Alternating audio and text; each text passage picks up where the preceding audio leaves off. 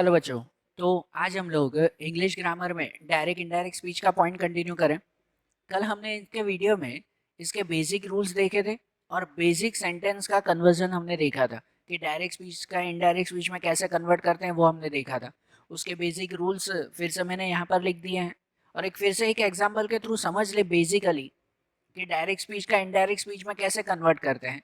जैसे एक सेंटेंस दिया हुआ है कि सीता सेड टू गीता कि teacher has given me this hard sum. Sita said to Gita, Sita ने गीता से कहा कि teacher has given me this hard sum, कि टीचर ने मुझे ये हार्ड सम दिया है। तो ये डायरेक्ट स्पीच है। इसे इनडायरेक्ट स्पीच में अगर करना हो तो हमने बताया था सबसे पहला चेंज कहाँ पर होता है, ये सेड टू।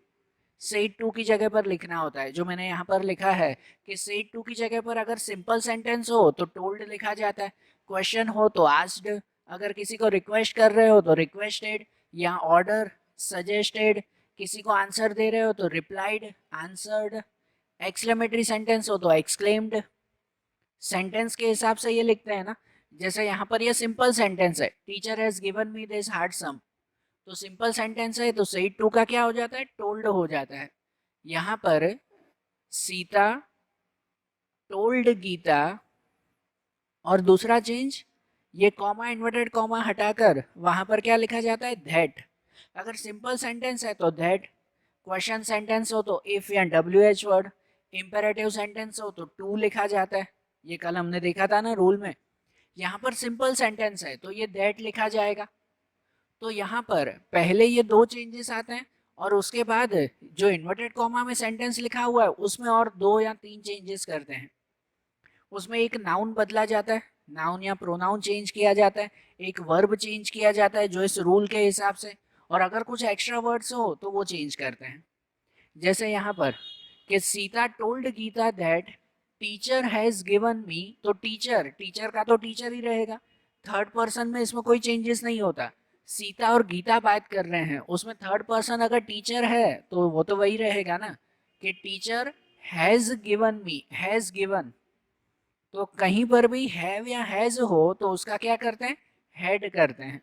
ये हैज गिवन मतलब जो है वो प्रेजेंट परफेक्ट टेंस है, जिसका हैड कर दिया जाएगा मतलब पास्ट परफेक्ट कर दिया जाएगा। तो हैज गिवन का हो जाएगा had given. Teacher had given me, तो ये मी मतलब कौन बोल रहा है, ये बोल रहे हैं सीता।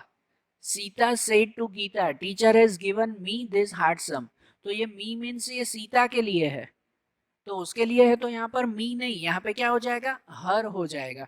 ये प्रोनाउन चेंज हो जाएगा ना, मी का क्या हो जाएगा, हर। अगर कोई लड़के का नाम होता तो हिज लिखते कि teacher had given her this. ये एक्स्ट्रा वर्ड्स में मैंने लिखवाया था कि भाई दिस हो तो क्या हो जाता है, दैट, दैट हार्ड सम, बरोबर। Teacher had given her that hard sum, ये डायरेक्ट स्पीच का इनडायरेक्ट स्पीच में हुआ ना। बेसिक सेंटेंस कल भी हमने इसके कुछ एग्जाम्पल देखे थे, उसका कन्वर्जन ऐसे होता है। और आज हमें देखना है कि पैराग्राफ वाइज कैसे कन्वर्जन करते हैं, कि जब पूरा पैराग्राफ या पूरा डायलॉग्स दिए गए हो तो उसको इनडायरेक्ट स्पीच में कैसे कन्वर्ट करना है, वो आज हम लोग देखें। और उसमें भी देखो रूल्स तो कोई बदलते नहीं है, रूल्स नहीं बदलते। उसमें खाली फर्क क्या हो जाता है कि यहाँ पर ये एक सेंटेंस है ना, तो उसकी जगह पर वहां पर चार सेंटेंस होंगे, तीन या चार सेंटेंस होंगे। तो उसमें भी कन्वर्जन सपोज आपको एक एक सेंटेंस करके ही करना है। अब समझो इसी को ही अगर मैं कंटिन्यू करूं, जस्ट एग्जांपल कि भाई Sita said to Gita teacher has given me this hard sum, Sita ने गीता से कहा, तो भाई गीता ने फिर उसका आंसर दिया कि लेट मी हेल्प यू, कि चलो मैं जो है वो तुम्हें हेल्प करती हूँ। तो उसी को ही कंटिन्यू ना, तो ये एक सेंटेंस का जैसे इनडायरेक्ट हुआ, तो अब गीता कहेगी लेट मी हेल्प यू, तो उसका फिर जो है वो इनडायरेक्ट करेंगे। सही बात है ना। तो जब डायलॉग्स होते हैं ना तो ऐसा कंफ्यूज मत हो कि यार इतना लंबा डायलॉग दिया हुआ है, एक एक सेंटेंस करके ही कंप्लीट करो आप लोग। तो अब उसके कुछ एग्जांपल देखें कि पूरे डायलॉग्स या पूरे पैराग्राफ का इनडायरेक्ट स्पीच में कैसे कन्वर्ट करते हैं। अब जैसे यहाँ एक सिंपल पैराग्राफ लिखा हुआ है कि मिस्टर हेमल कह रहे हैं the new master comes tomorrow, this is your last French lesson, I want you to be very attentive. और उसके सामने फिर फ्रेंड्स कह रहे हैं कि what a thunderclap this words were to me. बराबर, यहाँ पर दो डायलॉग दिए हुए हैं सिंपल, कि भाई ये पहले मिस्टर हेमल का डायलॉग है और उसके बाद जो है वो फ्रेंड्स का डायलॉग है। तो ये जो दो डायलॉग दिए हुए हैं तो उसका इनडायरेक्ट स्पीच में करे ना। इसे जब इनडायरेक्ट स्पीच में करना होता है तो इन दोनों को कंबाइन करके एक ही पैराग्राफ लिखना होता है। लेकिन उसमें फिर से बोल रहा हूँ, ज़्यादा कंफ्यूज मत होना। क्या करना है आपको, तो एक एक सेंटेंस करके कंटिन्यू करो आप लोग। जैसे यहाँ पर मिस्टर हेमल कह रहे हैं, तो मिस्टर हेमल किसको कह रहे हैं, तो सामने जो है वो अपने स्टूडेंट को कह रहे हैं, क्योंकि ये सेंटेंस से पता चलता है ना, the new master comes tomorrow, भाई तुम्हारे नए टीचर कल आएंगे। This is your last French lesson, भाई ये तुम्हारा आखिरी लेसन है आज। तो वो अपने स्टूडेंट को कह रहे हैं। और यहाँ पर ये डॉट दिया हुआ है, उस डॉट का मतलब क्या, वो सेड टू ही कहलाता है ना, सेड ही कहलाता है ना, तो उसकी जगह पर ही हमें ये सब वर्ड्स लिखने हैं। तो इनकी अगर शुरुआत करें ना इनडायरेक्ट स्पीच में, तो सबसे पहले ऐसे होगा कि यहाँ पर मिस्टर हैमल टोल्ड, सिंपल सेंटेंस है, और पहले एक ही सेंटेंस देखो, the new master comes tomorrow. सिर्फ ये एक सेंटेंस, उसी को ही सिर्फ कन्वर्जन करना है, बराबर। एक एक सेंटेंस करके ही आप लोग कन्वर्ट करो, पूरा कन्वर्ट हो जाएगा फिर। तो जैसे इसमें सबसे पहले लिखें कि मिस्टर हैमल टोल्ड दैट, टोल्ड और उसके बाद that, told that the new master comes tomorrow. तो द न्यू मास्टर, उसका तो कोई चेंज नहीं होगा, तो उसको तो सेम टू सेम ही लिखें कि the new master comes tomorrow. तो कम्स, कम्स वो यहाँ पर कौन सा हुआ वर्ब में, V1 हुआ, सिंपल ना, जिसके साथ S लिखा हुआ है। तो V1 हो तो उसका क्या हो जाता है, V2 हो जाता है। तो यहाँ पर कम का क्या हो जाएगा, कैम हो जाएगा। द न्यू मास्टर कैम, कम का कैम, और टुमारो, तो टुमारो का क्या हो जाएगा, द नेक्स्ट डे। जो वर्ड का चेंज होता हो उसका चेंज करेंगे, जिसका चेंज नहीं होता हो तो चेंज नहीं करेंगे हम लोग, बरोबर ना। जैसे द न्यू मास्टर, उसका कोई चेंजेस नहीं हुए, तो उसे सेम टू सेम ही लिखा। यहाँ पर कम्स का केम और टुमारो का द नेक्स्ट डे। तो सेंटेंस क्या हो गया, mister हैमल told that the new master came the next day, बरोबर। द नेक्स्ट डे या तो द डे आफ्टर, जो भी उसमें लिखना हो। अब उसके बाद दूसरा सेंटेंस, तो this is your last French lesson, ये सेकंड सेंटेंस लिखें। अब यहाँ पर जब कोई एक ही पर्सन अपने दूसरे सेंटेंस कंटिन्यू करता हो ना, या उसी बात को अगर कंटिन्यू करता हो, तो बीच में फुल स्टॉप आता हो, नया सेंटेंस शुरू होता हो, तो यहाँ पर फुल स्टॉप नहीं लगाते। एक सेंटेंस खत्म हुआ वहां फुल स्टॉप नहीं लगाते, उसकी जगह पर वहां पर लिखा जाता है and added that, and added that, ये लिखना ध्यान से, क्योंकि फुल स्टॉप के बाद वो फिर से अपना सेंटेंस, अपनी बात कंटिन्यू कर रहा है, तो इसलिए एंड एडेड दैट, और दैट के बाद फिर वो दूसरा सेंटेंस लिखेंगे। समझ आ रही है ना बात, यहाँ पर पैराग्राफ में लिखते वक्त ये एक चीज़ नहीं आएगी, एंड एडेड दैट, ज़्यादातर यही लिखा जाता है। या तो फिर अगर सिंपल सेंटेंस हो तो एंड टोल्ड दैट तो भी लिख सकते हो, बरोबर। या अगर ये दूसरे सेंटेंस में कोई क्वेश्चन होता है, यहाँ पर अगर कोई क्वेश्चन लिखा हुआ होता है बाद में, तो एंड आस्क्ड दैट, बरोबर। अगर एक्सक्लेमेटरी सेंटेंस होता तो एंड एक्सक्लेम दैट, रिक्वेस्ट होती तो रिक्वेस्ट दैट, सजेस्टेड दैट। जैसे यहाँ पर this is your last French lesson, simple sentence है, तो ऐसे लिख सकते हैं एंड एडेड दैट, फिर ये सेंटेंस दिस इज, तो दिस का क्या चेंज होता है, दैट। भले यहाँ पर दो बार दैट आता हो, ये जो दैट है वो कंजक्शन का है, और ये जो दैट है वो इस सेंटेंस का है। तो यहाँ पर लिखेंगे and added that, that is, तो इज का क्या होता है, वॉज, इज एम आर का क्या हो जाता है, वॉज। तो that was your last French lesson. तो योर वो किसको बोल रहे हैं, स्टूडेंट्स को बोल रहे हैं, तो योर का क्या हो जाएगा, देयर हो जाएगा। प्लूरल है ना, बहुत सारे स्टूडेंट सामने बैठे हुए हैं, उन्हें वो कह रहे हैं, तो इसलिए योर की जगह पर क्या होगा, देयर, कि that was there last French lesson. उसमें तो कोई चेंजेस नहीं, लास्ट का तो कोई चेंज नहीं करते, वही लिखेंगे लास्ट फ्रेंच लेसन। फिर ये फुल स्टॉप नहीं, और उसके बाद तीसरा सेंटेंस कंटिन्यू करें इसमें कि I want you to be very attentive, और तीसरा सेंटेंस कंटिन्यू है, तो उसमें भी ये सिंपल सेंटेंस है, तो एंड एडेड दैट वैसे ही लिख सकता है ना, कि एंड एडेड दैट, उसके बाद का सेंटेंस शुरू हो रहा है इसीलिए, या तो सिंपल एंड टोल्ड दैट वो भी लिख सकते हो उसमें। बराबर। एंड एडेड दैट, फिर ये कंटिन्यू करते हैं कि I want you to be very attentive. तो आई, ये आई कौन बोल रहे हैं? तो मिस्टर हैमर बोल रहे हैं। तो इसलिए आई की जगह पर क्या हो जाएगा? ही वॉन्ट यू, वॉन्ट, तो वो भी V1 दिया हुआ है तो उसका क्या हो जाएगा? V2। मतलब वॉन्ट का हो जाएगा वॉन्टेड, ही वॉन्टेड यू।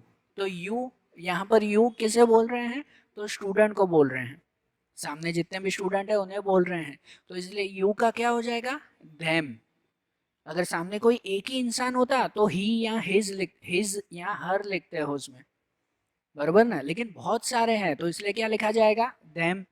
के he wanted them to be very attentive. तो टू बी वेरी अटेंटिव वो तो सेम ही रहेगा, wanted them to be very attentive, बराबर। तो अब यहाँ पर फुल स्टॉप लगाएंगे कि ये मिस्टर हैमल का डायलॉग क्लियर हुआ, ठीक है ना। भले इसमें 3 सेंटेंस थे तो हमने तो एक एक सेंटेंस करके ही कंप्लीट किया ना। हर सेंटेंस के बाद ये लगेगा एंड एडेड दैट, सही बात है। अब ये दूसरा डायलॉग कि फ्रेंड्स कह रहे हैं what a thunderclap this words were to me. What a thunderclap मतलब कहते हैं ना कि भाई एक वो बिजली की तरह ये शब्द मेरे ऊपर गिरे। What a thunderclap this words were to me, कि मिस्टर हेमल कह रहे थे ये जो है वो आखिरी लेसन है। तो ये फ्रेंड्स को बहुत बुरा लगा, भाई उसे लग रहा था कि जैसे बिजली की तरह ये शब्द मेरे ऊपर गिरे, कि भाई आखिरी लेसन है ना, एक्सक्लेमेटरी मार्क है। तो एक्सक्लेमेटरी मार्क है इसलिए फ्रेंड्स जब वो कह रहा है तो उसमें क्या लिखेंगे? एक्सक्लेम्ड लिखेंगे कि फ्रेंड्स एक्सक्लेम्ड दैट। अब एक्सक्लेम के बाद ये सेंटेंस कंटिन्यू करेंगे हम लोग, बराबर ना। तो यहाँ पर हम लोग लिखेंगे, कंटिन्यू ही करना, कोई न्यू लाइन में नहीं, उसी को ही कंटिन्यू करना कि friends exclaimed that. Exclamatory sentence है इसलिए एक्सक्लेम्ड और उसके साथ दैट ही लगता है, एक्सक्लेम दैट। और अब इसे कंटिन्यू करेंगे। तो कोई भी एक्सक्लेमेटरी सेंटेंस का इनडायरेक्ट में कैसे कन्वर्ट करें वो आप ध्यान से देखना। तो जब एक्सक्लेमेटरी का इनडायरेक्ट में करना हो ना तो पहले उसे सिंपल सेंटेंस में कन्वर्ट कर दो। ये तो कन्वर्जन ऑफ सेंटेंस हम लोग हमेशा से करते हैं कि कोई भी एक्सक्लेमेटरी सेंटेंस हो तो उसे सिंपल सेंटेंस में कैसे करते हैं? जैसे what a thunderclap this words were to me. तो इसे अगर सिंपल सेंटेंस बनाना हो, यहाँ आंसर नहीं लिखना हो, यहीं पे ही अगर सिंपल सेंटेंस बनाना हो तो उसे मैं ऐसे लिख सकता हूँ कि this words were like a thunderclap to me. ये सिंपल सेंटेंस हुआ ना कि this words were like a thunderclap to me, बरोबर। सिंपली ऐसे लिखा जाता है, उसे एक्सक्लेमेटरी में लिखना हो तो ऐसे लिखते हैं कि what a thunderclap this words were to me, बरोबर। एक्सक्लेमेटरी सेंटेंस का सिंपल सेंटेंस में कन्वर्ट कर दिया ना। अब इसके हिसाब से उसे इनडायरेक्ट में लिखना है। मतलब इनडायरेक्ट में लिखते वक्त ऐसे मत लिखना कि फ्रेंड्स एक्सक्लेम दैट फिर what a thunderclap this words were to me, यही का यही आप लोग यहाँ पर लिख दो। तो ऐसे नहीं कि खाली वर है तो वर का जो है वो यहाँ पर आप लोग हेड बीन कर दो, सिर्फ ये एक रूल चेंज कर दिया और कुछ भी नहीं, तो ऐसे नहीं चलता है। एक्सक्लेमेटरी सेंटेंस को जब यहाँ पर लिखो ना तो वो सिंपल सेंटेंस करके लिखना होता है। तो इसका सिंपल सेंटेंस ऐसे बनता है कि this words were like a thunderclap to me, और इसके हिसाब से हमें यहाँ पर लिखना है, बरोबर। मतलब यहाँ पर ऐसे लिखा जाएगा फ्रेंड्स एक्सक्लेम दैट कि दिस वर्ड्स, अब ये नहीं इनके हिसाब से दिस वर्ड्स, तो दिस का क्या हो जाता है? दोज, कि those words were like a, और वर वॉज वर का क्या होता है? Had been. तो those words had been like a thunderclap to me. तो लाइक अ थंडरशिप वो तो सेम ही रहेगा ना कि like a thunderclap to to me. तो मी मतलब कौन बोल रहा है? फ्रेंड्स बोल रहा है, बरोबर ना। वो बॉय बोल रहा है तो इसलिए क्या हो जाएगा? To him. तो friends exclaim that those words had been like a thunderclap to him. ये कंप्लीट सेंटेंस हुआ, बरोबर। तो यहाँ पर जो है 2 डायलॉग दिए हुए थे तो उसका एक पैराग्राफ में इनडायरेक्ट स्पीच में कन्वर्ट हुआ ना। समझ आ रहा है ना? एक एक सेंटेंस करके कंप्लीट करते जाओ, रूल्स याद रखो और प्रैक्टिस करो, तो ही जो है वो ये अच्छी तरह से कंप्लीट हो पाएगा।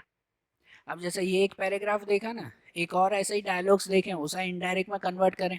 अब जैसे दूसरा एक एग्जांपल देखते हैं हम लोग कि यहाँ पर जैसे ये डायलॉग्स लिखे हुए हैं, दो लोगों के बीच में डायलॉग है कि एक नैरेटर है और दूसरा एक बॉय है, एक रैग पिकर जो नहीं कचरा उठाने वाला एक लड़का है, उन दोनों के बीच का ये कन्वर्जन है। जैसे वो नैरेटर आई लिखा हुआ है, आई मतलब खुद वो नैरेटर बोल रहे हैं। जैसे पहला सेंटेंस है go to school, I said glibly. Glibly मतलब कैसे कि भाई केयरलेसली, बिना सोचे समझे बोल देते हैं ना, जैसे कि हाँ भाई स्कूल जाया करो ना, वो उस रैग पिकर को, वो जैसे कचरा उठाने वाले उस लड़के को बोल रहे हैं go to school. There is no school in my neighbourhood, when they build one I will go. तो वो लड़का जवाब दे रहा है कि भाई मेरे आसपास कोई स्कूल नहीं है, जब बन जाएगा तो जाऊंगा। If I start a school will you come, I asked half jokingly. तो वो नैरेटर कह रहे हैं कि उन्होंने मजाक में कहा कि अगर मैं स्कूल शुरू करूं तो क्या तुम आओगे। Yes he said smiling broadly, बराबर, तो उसने हंस के हाँ कहा। A few later, a few days later I saw him running up to me, is your school ready. कुछ दिन बाद वो लड़का दौड़ते हुए मेरे पास आया और पूछ रहा था क्या तुम्हारा स्कूल बन गया। बराबर, तो ये डायलॉग्स हैं, तो इनको इनडायरेक्ट में कन्वर्ट करें ना, इनडायरेक्ट में कन्वर्ट करें एक एक सेंटेंस करके। पहले एक सेंटेंस जैसे go to school I said glibly, बराबर। ग्लिबली मीन्स जैसे मैंने बताया ना केयरलेसली, तो केयरलेसली क्या कर रहे हैं कि उन्हें जो है वो एक तरह का सजेशन दे रहे हैं कि गो टू स्कूल, सजेशन दे रहे हैं ना, कोई रिक्वेस्ट या कोई ऑर्डर तो है नहीं, तो इसमें सजेस्टेड ऐसा लिख सकते हैं कि नहीं, ऐसा लिख सकते हैं। अब इसमें आई लिखा हुआ है तो आई ही लिखेंगे, इसमें कोई नाम नहीं है। अगर यहाँ पर नैरेटर का नाम होता ना तो हम लोग ही या शी लिखते हैं उसमें। अब यहाँ पर आई लिखा हुआ है मतलब हमें सब में आई करके ही हमें ये सेंटेंस लिखना है। तो यहाँ पर लिखेंगे कि आई सजेस्टेड ग्लिबली, ग्लिबली ये वर्ड लिखा हुआ है तो वही लिखेंगे। यहाँ पर सेड, सेड की जगह पर सजेस्टेड लिखेंगे ना, कि I suggested glibly go to school. तो गो टू स्कूल ये इंपेरेटिव सेंटेंस है भाई, सजेशन दिया तो इंपेरेटिव सेंटेंस में टू लिख सकते हैं ना, to go to school. I suggested glibly to go to school, भाई मैंने उसे केयरलेसली ऐसा ही सजेशन दिया कि भाई तुम स्कूल जाया करो, बराबर। फिर दूसरा sentence, there is no school in my neighbourhood, when they build one I will go. तो उस लड़के ने जवाब दिया जैसे कि भाई मेरे आसपास कोई स्कूल नहीं है, तो उसने जवाब दिया, तो उसमें आप रिप्लाइड ऐसा भी लिख सकते हो कि भाई मैंने उसे सजेशन दिया तो सामने से उसने रिप्लाई दिया, तो रिप्लाई लिख सकते हो। टोल्ड लिख सकते हो कि भाई सिंपल सेंटेंस उसने कहा है, बरोबर ना। यहाँ पर कोई मेंशन नहीं है, सिर्फ इन्वर्टेड कॉमा में पूरा सेंटेंस लिखा हुआ है, सिर्फ इन्वर्टेड कॉमा में लिखा हुआ है, ही या शी कहीं पर कुछ भी मेंशन नहीं है, वो दूसरे डायलॉग्स में लिखे हुए हैं कि ही सेड, मतलब वो कोई लड़का है। तो यहाँ पर हमें भी ही करके ही सेंटेंस लिखना होगा ना, कि ही टोल्ड दैट या ही रिप्लाइड दैट। मैंने सजेशन दिया तो वो सामने से रिप्लाई दे रहा है। डायरेक्ट को इनडायरेक्ट में करते वक्त ये भी चीज़ ध्यान दिया करो कि सिचुएशन क्या चल रही है, तो सिचुएशन के हिसाब से भी तो चेंजेस होते हैं ना, बरोबर ना। तो यहाँ पर ऐसा लिख सकते हैं कि ही रिप्लाइड दैट, उसने सजेशन का रिप्लाई दिया, रिप्लाइड दैट, फिर सेंटेंस कंटिन्यू करें कि there is no school in my neighbourhood. ये एक सेंटेंस देर इज, तो यहाँ पर देर और इज का क्या हो जाएगा वॉज, कि देर वॉज नो स्कूल, बाकी का सेंटेंस तो कंटिन्यू ना, कि no school in in my. अब यहाँ पर माय लिखा हुआ है तो माय मतलब वो लड़का बोल रहा है, तो उस माय का क्या हो जाएगा his, in his neighbourhood. In my neighbourhood तो उसका क्या हो जाएगा इन हिज नेबरहुड, बरोबर ना। फिर से बोल रहा हूँ कि जब भी डायरेक्ट को इनडायरेक्ट में कन्वर्ट करो ना, एक एक वर्ड चेक करो कि भाई जिसका चेंज होता हो तो करो चेंज, ना होता हो तो उसे सेम लिख दो। अब यहाँ पर एक सेंटेंस खत्म हुआ, दूसरा सेंटेंस शुरू हो रहा है कि when they build one I will गो। दूसरा सेंटेंस है, तो यहाँ पर दूसरे सेंटेंस कंटिन्यू करना हो तो क्या लिखते हैं, तो यहाँ पर एंड एडेड दैट, या सिंपल सेंटेंस है तो एंड टोल्ड दैट, जो भी लिखना हो वो लिख सकते हो ना। जैसे यहाँ पर लिखें कि एंड एडेड दैट, फिर यहाँ से ये सेंटेंस शुरू करें कि व्हेन दे बिल्ड वन, तो व्हेन दे बिल्ड वन ये तो सिंपल सेंटेंस है, वही लिखेंगे कि व्हेन दे तो यहाँ पर दे मतलब जैसे वो लड़का शायद गवर्नमेंट को बोल रहा है कि शायद वो सरकार बनाएगी ना तो मैं जाऊँगा, कि व्हेन दे, तो ये दे का दे ही रहेगा। व्हेन दे बिल्ड वन, फिर आई विल गो, तो आई विल गो, तो आई मतलब ही, ये आई कौन बोल रहा है, वो लड़का बोल रहा है ना, तो आई का क्या हो जाएगा, ही। विल गो, तो विल का क्या हो जाता है, यहाँ पर विल हो तो क्या होगा, वुड, के ही वुड गो। तो सेंटेंस ऐसे हो जाएगा ना, and added that when they build one he would go, कि जब वो बनाएंगे ना तो वो जाएगा स्कूल। बराबर। तो अब जैसे दो सेंटेंस हुए तो उसके बाद ये थर्ड वाला सेंटेंस देखें। तो अब ये थर्ड वाले सेंटेंस में वो नैरेटर फिर से कह रहे हैं कि if I start a school will you come, I asked half joking, कि भाई मैंने मजाक में कहा कि अगर मैं स्कूल बनाऊं विल यू कम, तो क्या तुम आओगे। यहाँ पर भी दो सेंटेंस है ना, तो ये क्वेश्चन पूछ रहे हैं, तो क्वेश्चन पूछ रहे हैं तो वैसे भी आस्क्ड लिखते हैं ना, सेड टू की जगह पर क्या लिखा जाता है, अगर क्वेश्चन हो तो आस्क्ड लिखा जाता है, और वो दिया हुआ ही है तो वही लिखें।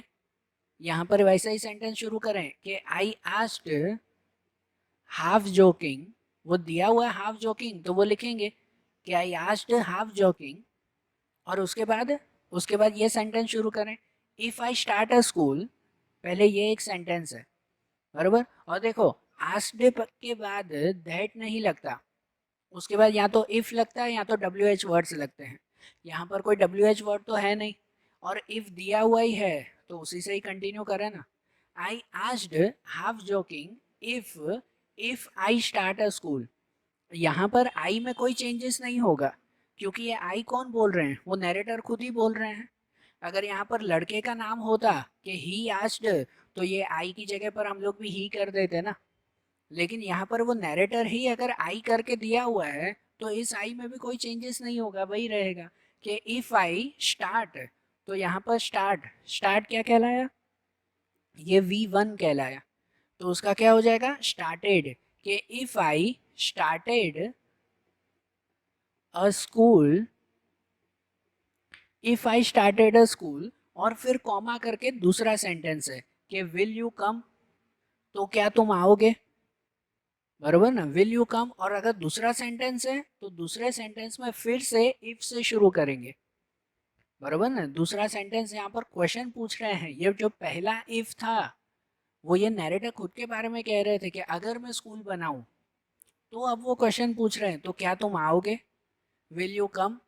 तो यहाँ पर जो दूसरा सेंटेंस क्वेश्चन से शुरू हो रहा है तो उसमें क्या होगा, उसमें फिर से इफ लगेगा कि if I started a school comma then, भले इफ के बाद जैसे देन लगता है, देन यहाँ पर मिसिंग है, आप देन ऐड कर सकते हो कि जिससे सेंटेंस प्रॉपर लगे। आप ऐसे लिख सकते हो कि if I started a school then, then if you come, will you come, तो यू मतलब किसे बोल रहे हैं, उस लड़के को बोल रहे हैं, तो यू का होगा ही, इफ ही विल, तो विल का वुड। ये मैंने कल भी बताया था कि जब क्वेश्चन सेंटेंस को सिंपल सेंटेंस में लिखो ना, तो ये हेल्पिंग वर्ब पीछे लिखते हैं और ये नाम पहले लिखते हैं। विल यू, तो सिंपल सेंटेंस में क्या हो जाएगा, यू विल, बरोबर ना। तो यू का होगा ही, विल का would, if he would come, बरोबर। तो ये सेंटेंस हो जाएगा। इस सेंटेंस में ध्यान देना फिर से कि जैसे पहले था आई आस्क्ड हाफ जोकिंग, पहला सेंटेंस वही, if I started a school, then, ये देन यूज करना हो तो भी ठीक है, और नहीं यूज करना हो तो डायरेक्ट इफ देकर दूसरा सेंटेंस शुरू कर सकते हो। ये दूसरा इफ क्वेश्चन के लिए है कि जो वो क्वेश्चन पूछ रहे हैं विल यू कम, तो इफ ही वुड कम, बरोबर। ध्यान देना बेटा, जब भी डायरेक्ट को इनडायरेक्ट में कन्वर्ट करो तो ऐसी छोटी छोटी चीजें ध्यान देना, और ये चीजें प्रैक्टिस से ही क्लियर होगी आपकी, जितनी अच्छी तरह से प्रैक्टिस करोगे उतनी अच्छी तरह से क्लियर होगा ये, बरोबर। तो यहाँ पर उन्होंने क्वेश्चन कंप्लीट किया, तो उसके बाद क्वेश्चन के बाद उसने आंसर दिया, yes he said smiling broadly, तो उसने हंसते हुए आंसर दिया कि यस। तो सिर्फ यस या सिर्फ नो, ऐसा जब आंसर हो ना तो उसको सिंपल सेंटेंस में लिखते हैं कि he replied in affirmative, he replied in affirmative, मतलब कि उसने हाँ में जवाब दिया। अगर उसने ना में जवाब दिया होता तो ही रिप्लाइड इन नेगेटिव, बरोबर। कि भाई उसने ना में जवाब दिया, सिंपल सा। यस ऐसा नहीं लिखते यहाँ पर, तो यहाँ पर इसके साथ ही लिखेंगे, कंटिन्यू लिखेंगे कि ही रिप्लाइड, उसने आंसर दिया ना क्वेश्चन का, तो सेड नहीं, सेड की जगह पर क्या आएगा, replied. He replied in affirmative, कि उसने हाँ में जवाब दिया, और फिर कॉमा करके लिखेंगे स्माइलिंग ब्रॉडली, और वो जोर से मुस्कुरा रहा था, और कॉमा करके वही लिखेंगे स्माइलिंग ब्रॉडली, बरोबर। तो ये भी सेंटेंस क्लियर हुआ कि yes he said smiling broadly. और उसके बाद आखिरी सेंटेंस है कि a few days later I saw him running up to me, is your school ready. तो ये जो पहले का सेंटेंस है ना, वो तो नॉर्मल सेंटेंस है, सिचुएशन बता रहे हैं, तो उसमें कोई चेंजेस नहीं करने, वो तो सेम ही रहेगा। A few days later I saw him running up to me, यहाँ तक सेम, कि भाई कुछ दिन बाद मैंने उसे देखा कि वो दौड़ता हुआ मेरे पास आ रहा था, वो सेम टू सेम ही लिखेंगे कि a few days later I saw him, I saw him running up to me, और उसके बाद सेंटेंस शुरू हो रहा है, उसके बाद उसने क्वेश्चन पूछा कि इज योर स्कूल रेडी। तो उस लड़के ने क्वेश्चन पूछा इज योर स्कूल रेडी, तो यहाँ पर ऐसे लिख सकते हैं ना कि running up to me and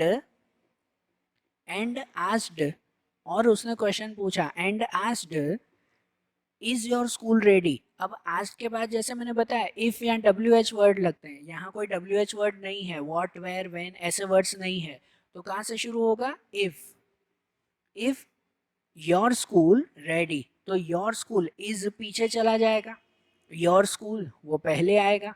simple sentence, question का सिंपल सेंटेंस करना हो तो हेल्पिंग वर्ब पीछे ले जाता है ना। तो इफ योर, तो योर किसको बोल रहे हैं, वो नैरेटर को।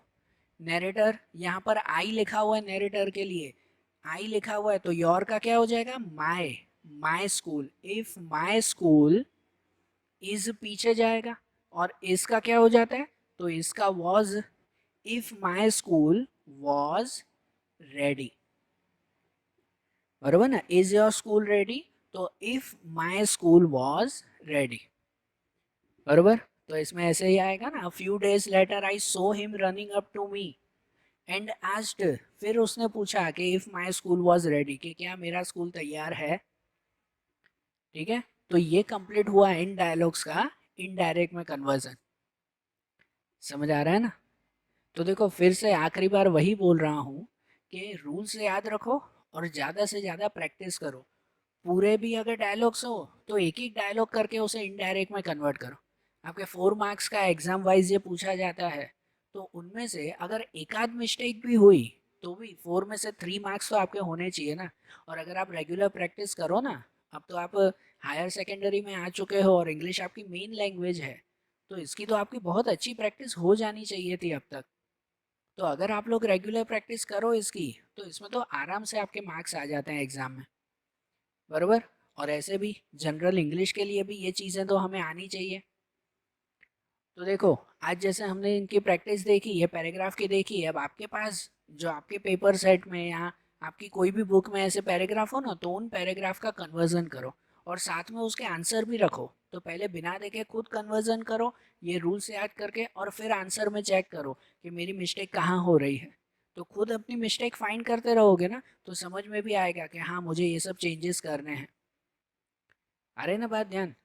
तो आज जैसे हमने ये ग्रामर के पॉइंट्स देखे, अब वैसे ही ग्रामर के दूसरे पॉइंट्स वो अब हम लोग अगले वीडियोस में देखेंगे। Okay, thank you.